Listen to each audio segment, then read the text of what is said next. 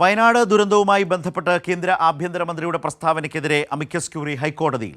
സംസ്ഥാന സർക്കാർ നിവേദനം നൽകിയതിനെ സംബന്ധിച്ച് കേന്ദ്ര ആഭ്യന്തരമന്ത്രി അമിത്ഷാ പാർലമെന്റിൽ നടത്തിയ പ്രസ്താവന വാസ്തവ വിരുദ്ധമാണെന്ന് അമിക്കസ് ക്യൂറി കോടതിയിൽ ചൂണ്ടിക്കാട്ടി.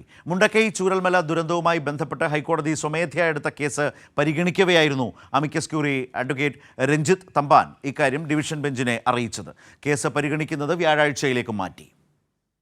വയനാട്ടിലെ ദുരന്തബാധിതരുടെ പുനരധിവാസം സംബന്ധിച്ച് പ്രധാനമന്ത്രി ഉറപ്പു നൽകിയിട്ടുണ്ടെന്നും അത് പാലിക്കും വിധമുള്ള നടപടിക്ക് സംസ്ഥാനം വലിയ കാലതാമസം വരുത്തുന്നുണ്ടെന്നുമായിരുന്നു കേന്ദ്രമന്ത്രി അമിത്ഷാ പാർലമെന്റിൽ പറഞ്ഞത്.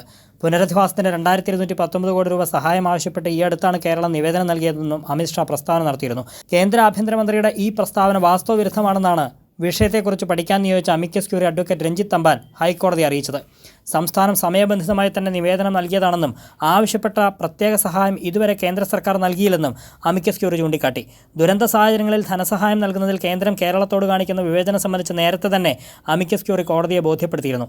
അതേസമയം SDRFൽ ബാക്കിയുള്ള 677 കോടി രൂപയിൽ അടിയന്തരാവശ്യത്തിന് എത്ര ചെലവഴിക്കണമെന്ന് ധാരണയില്ലെന്ന് സംസ്ഥാന ദുരന്ത നിവാരണ അതോറിറ്റിയോട് ഹൈക്കോടതി ചോദിച്ചു. കേന്ദ്രത്തോട് സഹായം ആവശ്യപ്പെടുമ്പോൾ സംസ്ഥാന സർക്കാരിന് കൃത്യമായ കണക്ക് വേണമെന്നും അടിയന്തര ആവശ്യത്തിന് SDRFൽ നിന്ന് എത്ര രൂപ ചെലവഴിക്കാനാവുമെന്നും ഡിവിഷൻ ബെഞ്ച് ആരാഞ്ഞു. ദുരന്ത നിവാരണത്തിനായി 700 കോടി രൂപയോളം എല്ലാ വർഷവും ആവശ്യം വരാറുണ്ടെന്നും അതിനാലാണ് പ്രത്യേക സഹായം ആവശ്യപ്പെടുന്നതെന്നും സംസ്ഥാന സർക്കാർ കോടതി അറിയിച്ചു. SDRF വിനിയോഗം സംബന്ധിച്ച കണക്കിൽ വ്യക്തത വരുത്തണമെന്ന് നിർദ്ദേശിച്ച കോടതി കേസ് അടുത്ത വ്യാഴാഴ്ച പരിഗണിക്കാൻ മാറ്റി. കൈരളി ന്യൂസ്, കൊച്ചി.